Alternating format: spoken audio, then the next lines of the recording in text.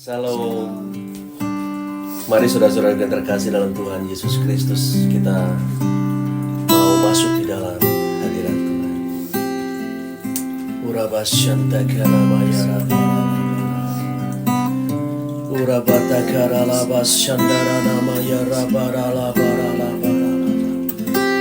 Oh, kami mengucap syukur buat pagi hari ini ya Bapa, menikmati kasih-Mu di dalam tenang dan teduh ya Bapa.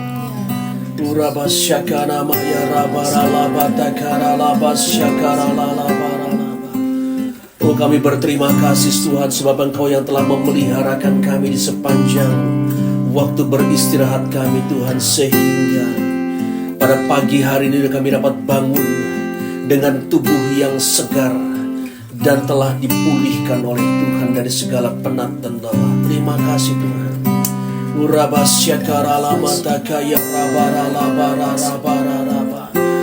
Ratapan 3 ayat 22 dan 23. Tak berkesudahan kasih setia Tuhan, tak habis-habisnya rahmat-Nya, selalu baru tiap pagi besar kesetiaan-Mu.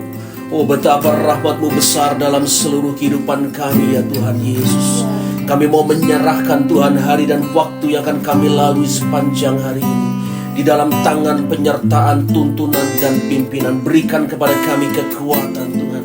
Berikan kepada kami sukacita dan damai sejahtera Tuhan.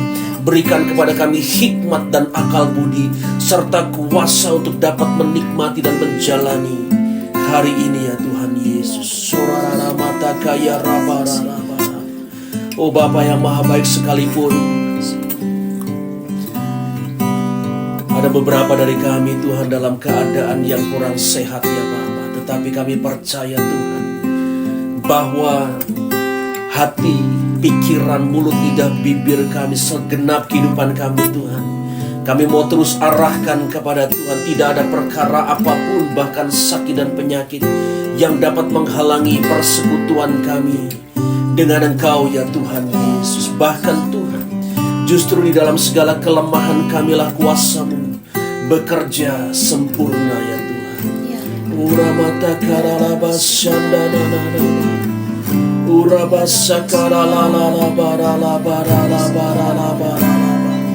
Oh, betapa baiknya Engkau Tuhan Yesus, betapa baiknya Engkau Tuhan.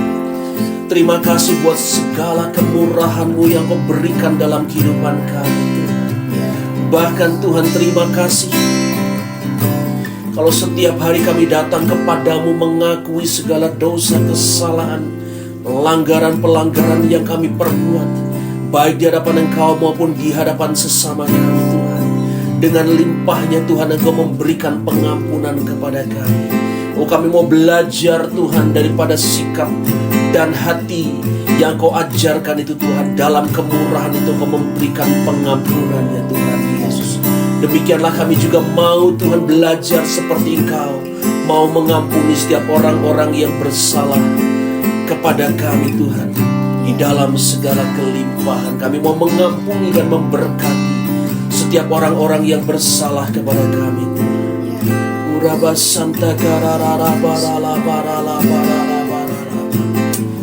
Makasih Tuhan. Makasih Tuhan.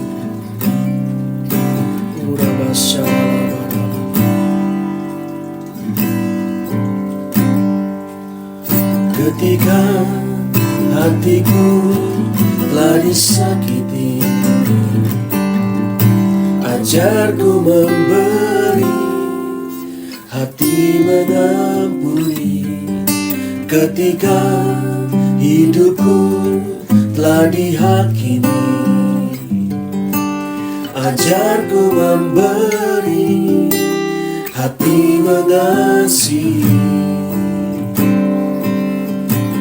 Ampuni bila kami tak mampu mengampuni yang bersalah kepada kami, seperti hati Bapa mengampuni, mengasihi tiada pamrih.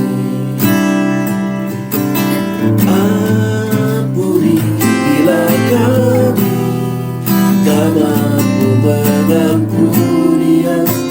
bersalah kepada kami, seperti hati Bapa mengampuni, mengasihi tiada tanding.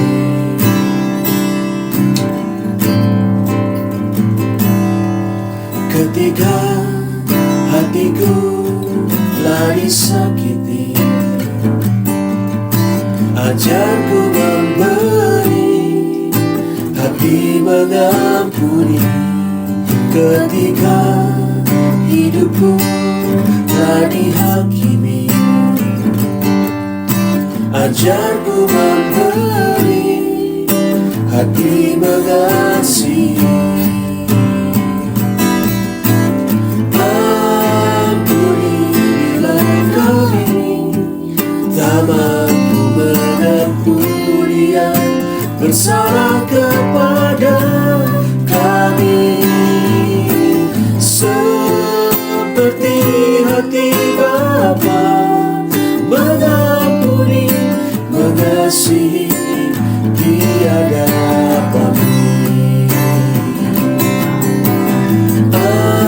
Ampunilah kami, tak mampu mengampuni yang bersalah kepada kami, seperti hati Bapa mengampuni, mengasihi tiada pamrih. Oh benar Tuhan, kami mau belajar betapa Tuhan sungguh luar biasa Engkau, ya Bapakku yang baik. Tidak pernah Tuhan Engkau membiarkan kami dalam keadaan berlumur dengan dosa dan kesalahan, ya Tuhan Yesus. Bahkan jikalau kami bertobat dari segala jalan-jalan kami yang salah, mengakui segala kesalahan kami di hadapan-Mu Tuhan, dengan setulusnya Tuhan Yesus, maka Engkau Tuhan yang tahu, berkenan dan menyelidiki hati, ya Bapa. Engkau mengampuni kami di dalam segala kelimpahan. Kami mau terus belajar kepadamu Tuhan, sebab Engkaulah teladan dalam kehidupan kami Tuhan. Engkau teladan dalam kehidupan kami, ya Tuhan Yesus. Kami mau belajar mengampuni Tuhan Yesus, seperti Engkau mengajar kami mengampuni setiap orang-orang yang bersalah, ya Bapa, agar baiklah keadaan kami, ya Tuhan Yesus. Uraba santa karalama ya rabana, syakarama sandara, syaralala, urama sadana, uraba sarala barala barala, uraba sakaralala barala barala barala barala. Makasih Tuhan Yesus. Mari kita naikkan kembali lagu ini. Ketika hatiku telah disakiti, ajarku memberi, hati mengampuni. Ketika hidupku telah dihakimi, ajarku memberi, hati mengasihi.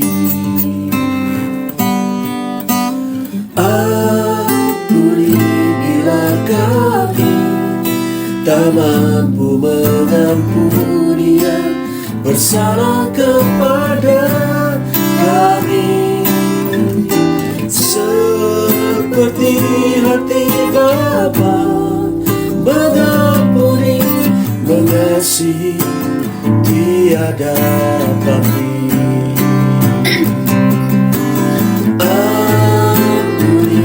Bila kami tak mampu mengampuni yang bersalah kepada kami, seperti hati Bapa mengampuni, mengasihi tiada pamrih.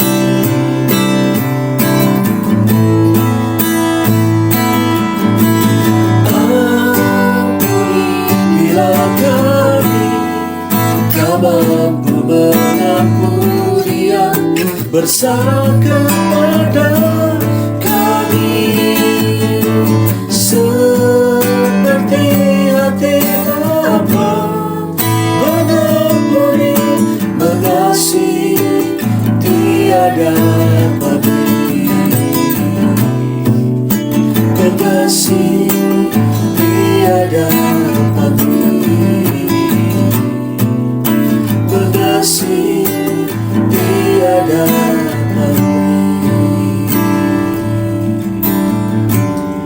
Benar Tuhan, sebentar kami akan berbagi firman-Mu Tuhan dan juga kesaksiannya Bapa. Ajar Tuhan setiap masing-masing kami, bahkan hamba-Mu yang akan menyampaikan kebenaran firman-Mu. Urapi mulut dan bibir hamba-Mu Tuhan dengan kuasa dan otoritas untuk memperkatakan perkataan-perkataan yang sungguh benar yang berasal daripada-Mu. Ikat segala perkara-perkara yang bukan berasal daripada-Mu ya Bapa. Biarlah setiap firman yang hamba-Mu sampaikan yang berasal daripada-Mu itu seperti benih yang ditaburkan di tanah-tanah yang baik ya Bapa. Sehingga pada waktunya nanti Tuhan, benih-benih itu menjadi berakar, bertumbuh dan berbuah dalam seluruh kehidupan kami. Terima kasih Bapa. Saya mengucap syukur buat pagi hari ini Tuhan. Kami siap Tuhan untuk mendengarkan kebenaran firman. Di dalam nama Tuhan Yesus, kita yang telah sepakat berdoa sama-sama katakan amin. Saudara yang terkasih dalam Tuhan Yesus Kristus, pujian yang barusan bersama-sama kami naikkan memiliki makna yang mendalam. Bukan hanya sekedar kami naikkan begitu saja, tetapi mengajar kami banyak hal. Bahkan seringkali dalam beberapa postingan saya di media sosial menyertakan lagu ini sebagai latar di dalam postingan saya. Ada banyak hal yang menjadi alasan orang tidak mau mengampuni sesamanya yang bersalah kepadanya.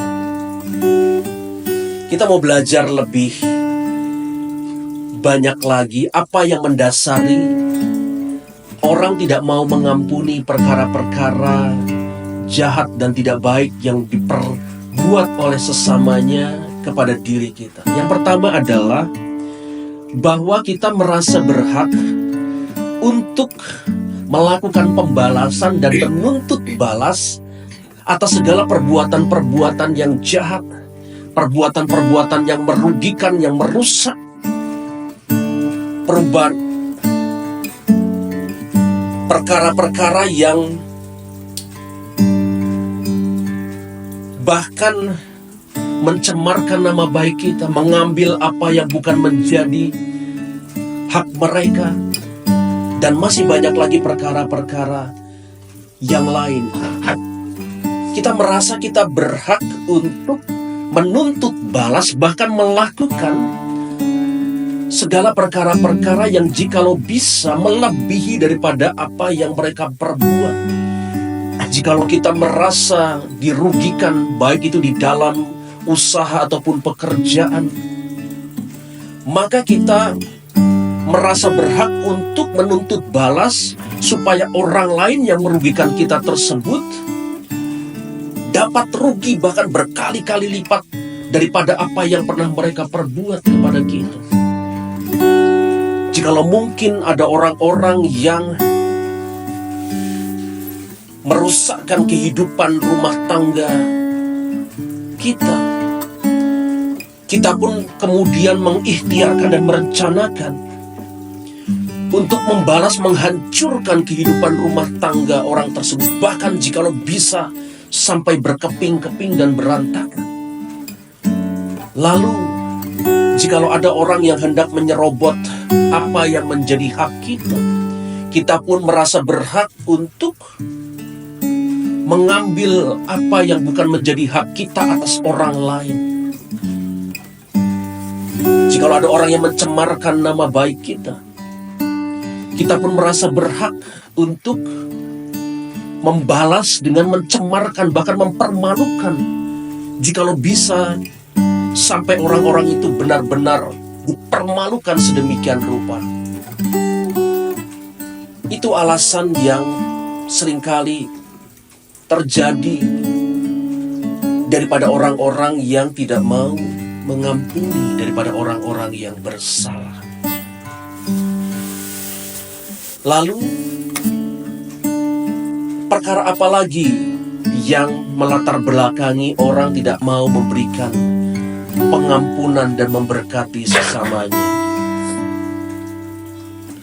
Yang kedua adalah karena kita merasakan ada dampak yang buruk yang diakibatkan oleh orang lain, yang membuat kita merasa dirugikan sedemikian rupa, yang membuat kita merasa terpuruk sedemikian rupa, yang membuat kita merasa apa yang mereka lakukan itu merusakkan seluruh sendi-sendi kehidupan kita, baik mental, psikologis, jiwaan, rumah tangga, jabatan, usaha, karir, pekerjaan, dan banyak lagi hal-hal lainnya. Dampak yang besar yang dilakukan oleh orang lain yang berbuat jahat itu membuat kita menjadikan alasan tidak mau melepaskan pengampunan dan memberkati kepada setiap orang-orang yang bersalah. Lalu yang ketiga yang menjadi alasan lain daripada orang tidak mau mengampuni adalah, dan ini yang jarang disampaikan jikalau seseorang mengajar mengenai mengampuni, bahwa ada pembalasan Tuhan. Banyak orang tidak mengetahui bahwa jikalau ada orang-orang yang berlaku jahat dan fasik dalam kehidupan kita, kita tidak perlu membalas. Karena pembalasan itu adalah haknya daripada Tuhan. Kita mau baca ayatnya di dalam Roma 12 ayat 19. Saudara-saudaraku yang kekasih, janganlah kamu sendiri menuntut pembalasan, tetapi berilah tempat kepada murka Allah, sebab ada tertulis pembalasan itu adalah hakku. Akulah yang menuntut pembalasan, firman Tuhan. Inilah yang menjadi dasar banyak orang tidak mengetahui bahwa sesungguhnya orang-orang yang melakukan perkara-perkara yang jahat dan fasik itu, mereka semua ada di dalam tangan Tuhan. Tuhan sendiri yang akan melakukan pembalasan. Kita berpikir bahwa jikalau kita mengampuni dan memberkati orang-orang yang bersalah kepada kita, semua perkara sudah selesai. Tidak ada dampak terhadap orang-orang yang berlaku tidak baik tersebut. Tetapi kita mau belajar firman Tuhan pada saat ini bahwa akan ada pembalasan yang Tuhan lakukan terhadap setiap benih-benih yang ditaburkan orang-orang yang berlaku fasik, jahat, tidak baik dan tidak benar dalam kehidupan kita. Saudara-saudaraku yang terkasih dalam Tuhan Yesus Kristus, selalu kita mau belajar mengapa kita harus mengampuni dan memberkati sesama kita yang telah berlaku tidak baik dan tidak benar tersebut. Seperti yang sudah saya sampaikan barusan tadi, bahwa yang pertama adalah selalu ada buah yang ditabur daripada setiap perbuatan yang dilakukan oleh siapapun juga. Maka jikalau kita mau menyadari perkara ini, saat kita mengetahui bahwa akan ada pembalasan yang Tuhan lakukan, adalah lebih baik jikalau kita menyerahkan perkara ini di dalam kedaulatan tangan Tuhan. Supaya apa? Supaya kita tidak melakukan perkara-perkara yang juga sama jahatnya dengan orang yang melakukan perkara-perkara tersebut. Supaya kejahatan diputuskan mata rantainya.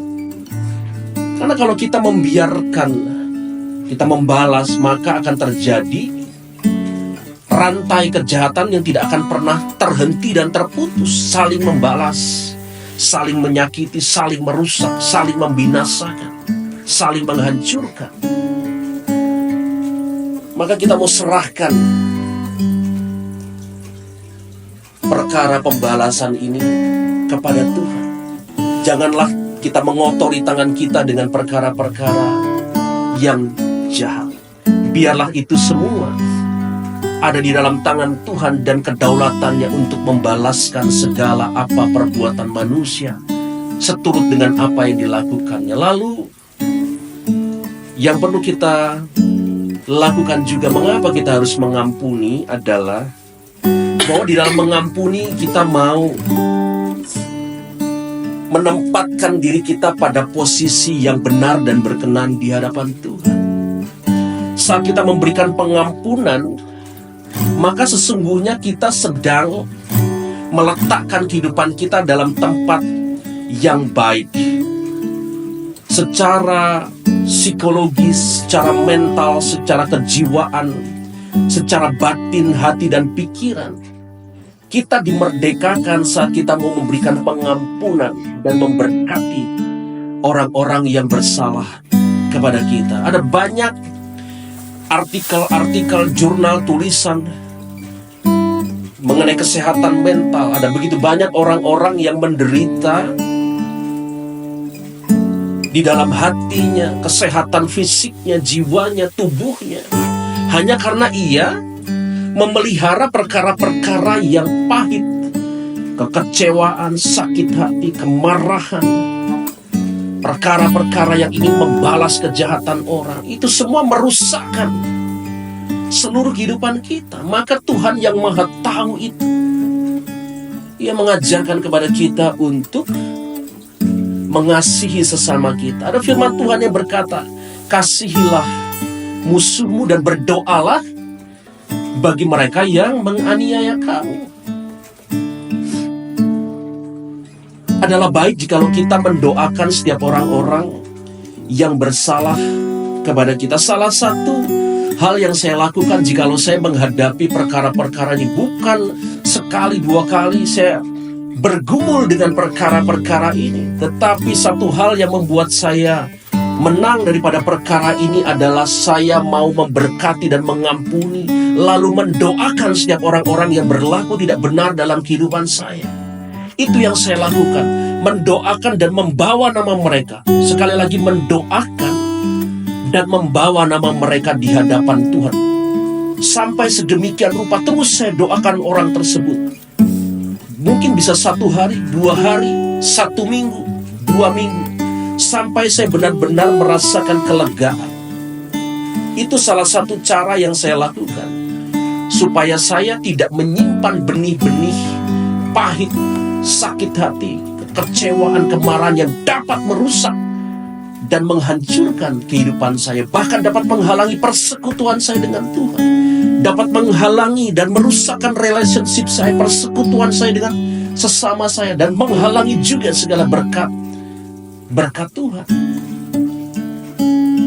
Jadi jikalau ada orang-orang yang bersalah kepadamu, ampunilah, doakan dan sebutkan nama mereka, supaya Tuhan mengingat nama mereka, supaya Tuhan yang mengingat nama mereka itu tahu apa yang akan Ia lakukan terhadap orang-orang tersebut. Lalu yang ketiga adalah, mengapa kita harus mengampuni? Karena Tuhan sendiri yang begitu pemurah, Maha Tahu. Setiap kita kali datang kepadanya, mengakui dosa, kesalahan kita, bertobat dari segala jalan-jalan yang salah, perkara-perkara tidak baik yang kita perbuat di hadapannya maupun di hadapan manusia, kita mengakuinya dan memohon ampun kepadanya, maka Ia akan memberikan pengampunan dengan limpahnya. Jikalau Allah saja begitu bermurah hati mau mengampuni kita, bagaimana mungkin Kita yang telah diberikan pengampunan tidak mau mengampuni sesama kita. Bahkan firman Tuhan berkata, berbahagialah orang yang murah hatinya, karena mereka akan menerima segala kemurahan. Kemurahan yang berasal daripada Tuhan itulah yang akan kita terima. Keadaan tubuh, jiwa kita, batiniah kita, psikologis kita, jiwa kita akan menjadi sehat dan baik saat kita memberikan pengampunan dengan limpahnya. Bahkan saat kita memberikan pengampunan dengan limpahnya, mendoakan mereka semua, maka berkat-berkat Tuhan itu akan tercurah, menggantikan segala apa yang mungkin menjadi kerugian yang orang lakukan dan perbuat atas kita. Bagi Tuhan bukan perkara yang sukar dan sulit untuk membalikkan segala sesuatunya, asalkan kita memiliki sikap hati yang benar. Saudara-saudaraku yang terkasih dalam Tuhan Yesus Kristus, saya mau memberikan beberapa kesaksian. Ada banyak sesungguhnya kesaksian yang saya mau sampaikan, tetapi saya batasi hanya pada beberapa hal, bahwa Tuhan sungguh melakukan pembelaannya terhadap setiap orang-orang yang berlaku benar di hadapannya. Saudara, tahukah bahwa setiap manusia sesungguhnya Tuhan telah memberikan pagar penjagaan dan perlindungan. Hanya saja saat manusia-manusia berlaku fasik dan jahat, maka pagar perlindungan itu akan Tuhan cabut, sehingga si iblis dapat mengobrak-abrik, memporak-porandakan, menghancurkan kehidupan manusia. Tujuan iblis adalah untuk mencuri, membunuh, dan membinasakan. Kita mau ingat pada kisah di dalam Perjanjian Lama, di mana saat Ayub dipuji oleh Tuhan di hadapan iblis, Tuhan berkata, lihatlah hambaku Ayub yang saleh dan taat itu. Tetapi lalu iblis berkata, ingin menguji. Dia berkata, seandainya pagar perlindungan itu engkau cabut, mungkinkah Ayub masih tetap dapat hidup dengan saleh dan taat? Maka saat Tuhan izinkan pagar perlindungannya itu dicabut, iblis dapat memporak-porandakan kehidupan Ayub.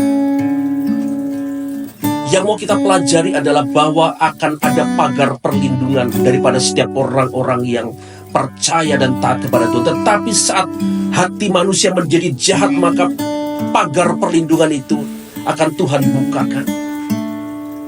Akan Tuhan izinkan iblis masuk, merusak setiap kehidupan manusia.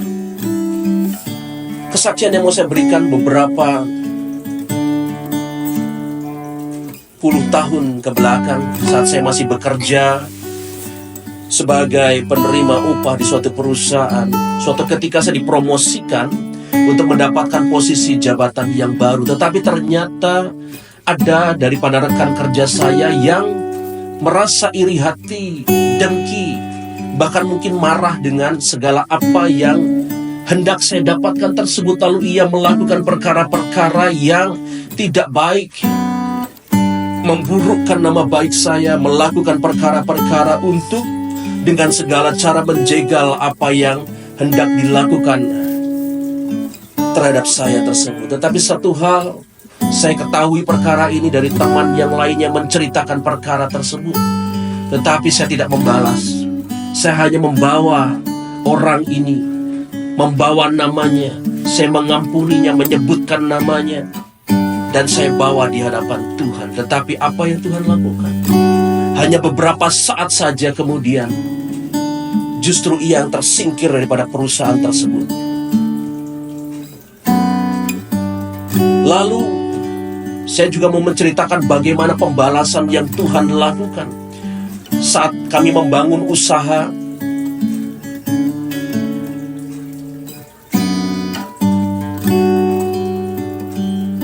kami menjalin relasi dengan beberapa toko-toko, banyak toko bahkan. Tetapi ada salah satu toko yang berlaku belat-belit. Kami sudah melakukan segala hal yang terbaik sesuai dengan komitmen tetapi ia melakukan perkara-perkara yang justru merugikan kami.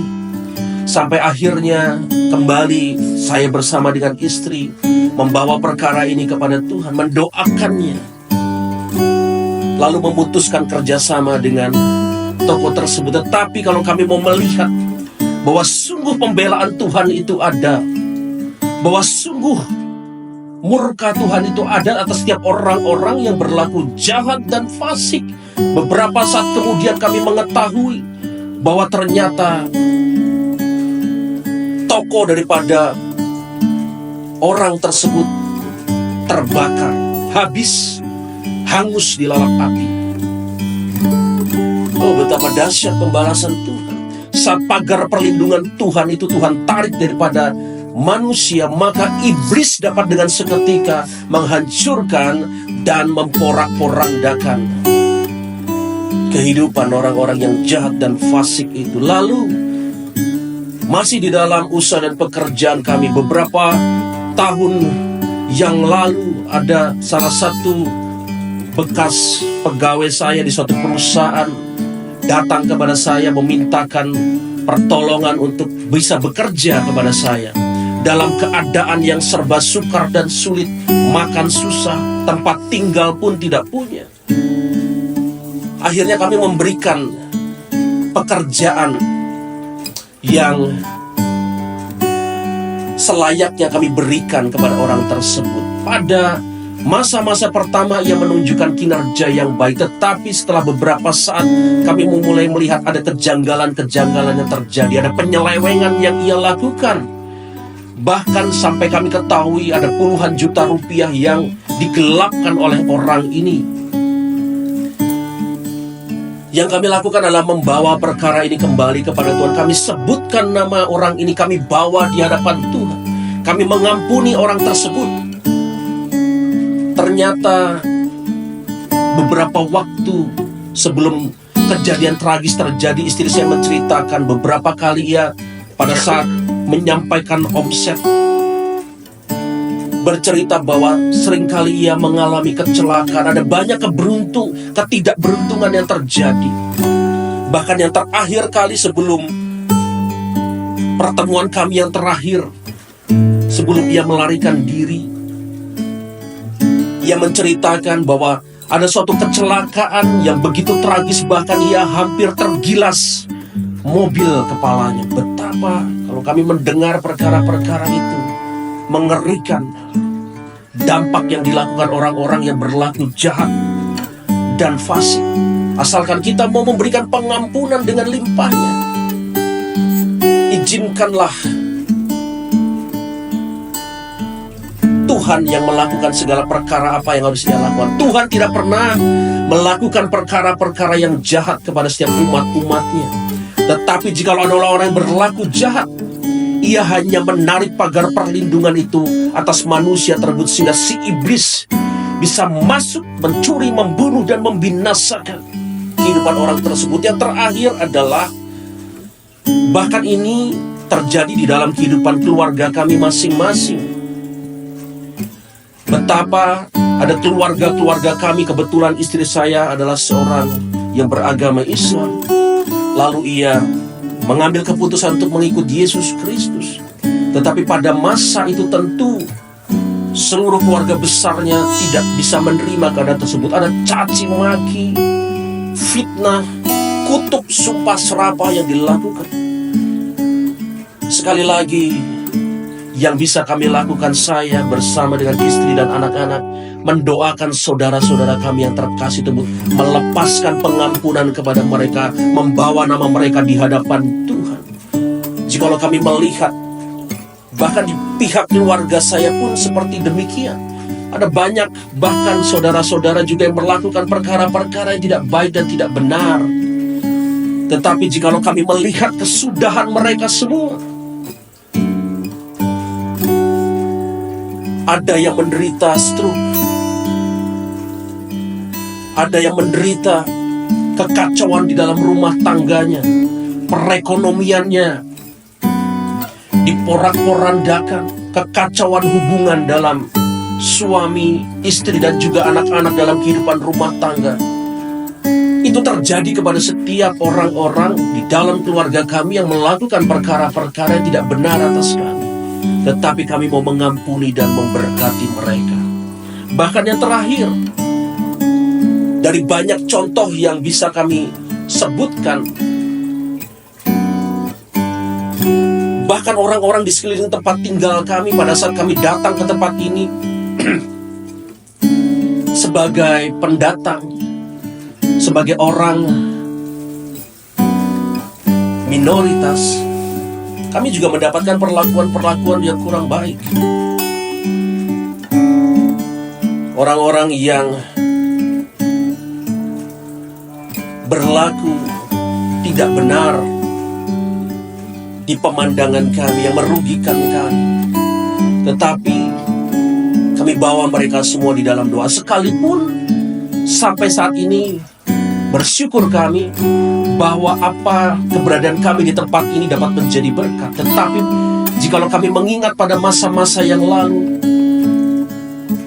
upah perbuatan orang-orang sekeliling kami yang berlaku tidak baik itu tetap terjadi.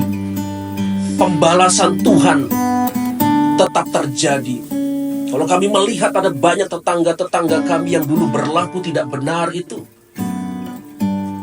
ada juga yang stroke, ada yang sakit keras lalu meninggal dunia, ada yang porak-poranda kehidupan rumah tangganya, ada yang pada sampai saat hari ini kehilangan pekerjaan, ada yang mengalami keberangkrutan sedemikian rupa. Mungkin pada saat itu saya tidak tahu mengapa perkara-perkara itu terjadi kepada orang-orang tersebut. Sampai hari kemarin saat saya melakukan saat teduh, Tuhan memberikan dasar firman-Nya. Mengapa hal-hal itu bisa terjadi? Mari kita baca di dalam Yehezkiel 28 ayat 26. Mereka akan diam di sana dengan aman tentram. Mereka akan membangun rumah dan membuat kebun anggur. Ya, mereka akan diam dengan aman tentram pada saat aku menjatuhkan hukuman atas semua tetangganya yang menghina mereka. Dan mereka akan mengetahui bahwa akulah Tuhan, Allah mereka. Dahsyat Allah kita. Oleh karena itu, saudara-saudaraku yang terkasih dalam Tuhan Yesus Kristus, jangan biarkan hatimu menjadi kotor dan jahat dengan berniat untuk membalas segala yang jahat itu. Ingatlah bahwa atas setiap orang-orang yang berlaku jahat itu ada buah. Tuhan sendiri yang berhak melakukan pembalasan. Bahkan murka Tuhan itu akan dinyatakan kepada setiap orang-orang yang berlaku fasik dan jahat. Jangan biarkan diri kita mengotori kehidupan kita dengan melakukan balas-membalas yang tidak akan pernah mematahkan, memutuskan mata rantai kejahatan. Tetapi saat kita memberkati dan mengampuni, kita sesungguhnya sedang mematahkan, memutuskan mata rantai kejahatan. Kita sedang membawa diri kita dalam keadaan yang baik, baik secara jasmani, secara rohani, sehat secara psikologis, sehat secara kejiwaan, sehat secara tubuh, mental. Bahkan kita juga akan dimampukan menjadi berkat bagi sesama kita. Hubungan kita dengan Tuhan tidak terganggu. Bahkan hubungan kita dengan sesama pun tidak akan terganggu. Tuhan akan menyediakan segala berkat-berkat-Nya yang berkelimpahan. Jikalau kita mau melihat apakah seseorang bisa mengampuni atau tidak mengampuni, cara paling mudah untuk melihatnya adalah apakah orang tersebut masih memiliki kehidupan rohani yang sehat, baik, dan benar berkenan di hadapan Tuhan. Salah satu indikator atau tanda bahwa seseorang bisa mengampuni atau tidak adalah apakah seseorang tersebut masih memiliki jam doa yang teratur, yang tetap di hadapan Tuhan setiap hari. Apakah orang tersebut Mulut lidah bibirnya masih bisa untuk menaikkan puji-pujian, pengagungan, penghormatan, ucapan syukur kepada Tuhan. Lalu apakah orang tersebut masih dengan taat dan setia membaca, merenungkan firman Tuhan? Kita tidak perlu mencari indikator yang lain. Ini salah satu indikator yang bisa kita lihat apakah orang tersebut mampu atau tidak mampu mengampuni. Karena tidak bisa orang yang menyimpan kesalahan orang lain, yang membenci sesamanya, yang menaruh rancangan-rancangan jahat, ikhtiar yang tidak baik dan tidak benar, hendak membalas yang jahat dengan yang jahat, dapat berdoa dengan sikap hati yang benar di hadapan Tuhan. Tuhan Maha menyelidiki, bahkan Roh-Nya yang tinggal di dalam kita itu, yang mengajar kita berdoa, tidak akan membiarkan kita berdoa tanpa terlebih dahulu kita mengampuni orang-orang yang bersalah. Sebagai contoh yang paling mudah adalah jikalau di dalam rumah tangga suami dan istri hidup dalam perselisihan, tidak akan mungkin mereka masing-masing dapat melakukan waktu jam doa yang baik. Karena setiap benih-benih kejahatan, kemarahan, sakit hati, kebencian, itu akan menghalangi doa kita. Kita tidak akan bisa bercakap-cakap, berkomunikasi dengan Tuhan jikalau batin hati, pikiran kita, bahkan mulut lidah bibir kita ini masih menyimpan segala perkara-perkara yang tidak baik. Bahkan jikalau kita masih menyimpan segala kesalahan orang lain, firman Tuhan itu yang akan membersihkan setiap hari perkara-perkara yang tidak baik tersebut. Oleh karenanya, saudara-saudaraku yang terkasih dalam Tuhan Yesus Kristus, kita tidak perlu menghakimi orang lain. Apakah orang tersebut hatinya pahit? Apakah orang tersebut hatinya cemar? Apakah orang tersebut hatinya dipenuhi dengan kemarahan, kebencian, sakit hati? Cukup saat kita mau memperhatikan kehidupan rohaninya. Jikalau ia kehidupan rohaninya tetap sehat dan baik, maka itu salah satu tanda Tuhan menganugerahkan kepadanya kesanggupan dan kemampuan untuk mengampuni. Oleh karena saudara-saudaraku yang terkasih dalam Tuhan Yesus Kristus, pilihlah respon yang terbaik. Mengampuni adalah cara yang terbaik untuk membuat kehidupan kita sehat, baik, tetap benar dan berkenan di hadapan Tuhan, sehingga kita dapat terus membina hubungan kita dengan Tuhan dan sesama. Bahkan kita juga akan terus menerima segala berkat-berkat Tuhan yang terbaik di dalam kehidupan kita. Mari sebelum kita mengakhiri saat teduh pada saat hari ini, kita kembali menaikkan pujian seperti yang tadi kita naikkan.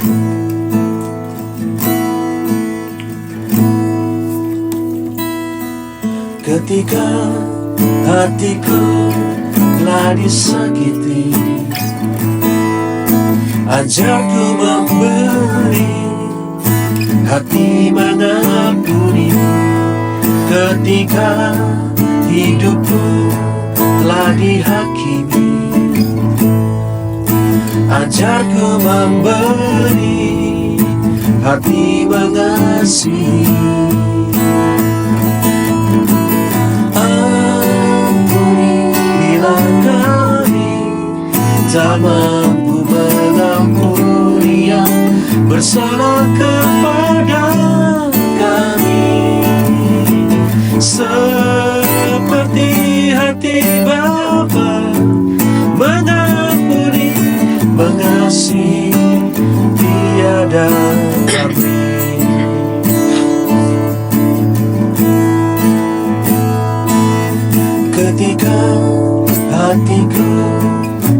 disakiti.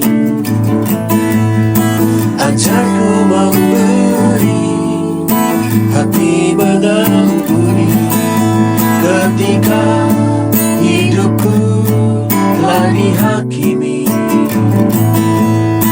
Ajarku memberi, hati mengasihi. Ampunilah kami, Tamatmu mengampuni yang bersalah kepada kami, seperti hati Bapa mengampuni, mengasihi, tiada pamrih. Mengasihi, tiada pamrih. Mengasihi, tiada pamrih. Makasih Bapa yang baik, hamba-Mu mengucap syukur. Firman-Mu telah hamba-Mu sampaikan, tetapi hamba-Mu percaya bahwa firman itu tidak akan pernah berhenti. Kau akan terus mengajar setiap anak-anak-Mu Tuhan yang mendengar dengan taat dan setia ya Bapa. Engkau akan memberikan hati yang bermurah hati untuk mengampuni dan memberkati ya Tuhan Yesus. Terima kasih Bapa, kiranya firman-Mu ditaburkan di tanah-tanah yang baik ya Bapa, sehingga berakar, bertumbuh dan berbuah lebat dalam seluruh kehidupan kami. Bapa, sebelum kami mengakhiri ibadah ini Tuhan, hamba-Mu mau memberkati setiap anak-anak-Mu sedang bergumul di dalam memberikan pengampunan. Berikan kepada mereka Tuhan suatu pengertian bahwa pengampunan itu akan memerdekakan kami, bahwa pembalasan itu adalah haknya Tuhan. Kiranya Engkau yang sedang bergumul dengan perkara-perkara di masa lalumu apapun di saat ini, di mana ada orang-orang yang berlaku tidak baik dan tidak benar, kiranya Tuhan Yesus Kristus memberikan hati yang bermurah hati, agar Engkau dimampukan untuk mengampuni, memberkati, dan mendoakan mereka semua, supaya baiklah keadaanmu, supaya baiklah keadaan kita, supaya persekutuan kita dengan Tuhan tidak terganggu, persekutuan kita dengan sesama manusia juga tidak akan terganggu, dan kita akan terus menerima segala berkat-berkat yang terbaik yang berasal daripada Tuhan. Terimalah segala berkat-berkat yang terbaik, terimalah kesanggupan kemampuan daripada Tuhan untuk mengampuni dan memberkati. Di dalam nama Tuhan Yesus, Tuhan memberkati kita semua. Terima kasih Bapa yang baik. Ucap syukur Tuhan. Terpujilah Engkau untuk selama-lamanya Bapa. Di dalam nama Tuhan Yesus, kita yang telah sepakat dan diberkati oleh firman Tuhan, mau sama-sama katakan amin. Tuhan Yesus